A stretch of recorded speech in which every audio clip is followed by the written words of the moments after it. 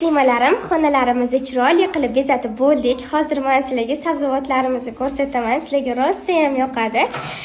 Shunaqa sabzavotlarni, mevalarni alohida savatlarga chiroyli qilib bezatib oldik.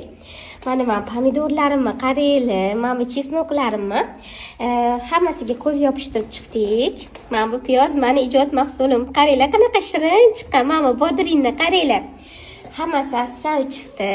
Mana sabzilarimiz, turplarimiz. Mana turpga o'lib qoldi-da, lekin shu ko'z o'zimga rosa yoqdi. Hozir hosil bayramidan maqsadimiz faqat shunchaki o'yin kulgu emas, bog'cha bolalarimizga meva sabzavotlarni farqlashni o'rgatamiz. Meva va sabzavotlar haqida ozgina bo'lsa ham bolajonlarga tushuncha beramiz.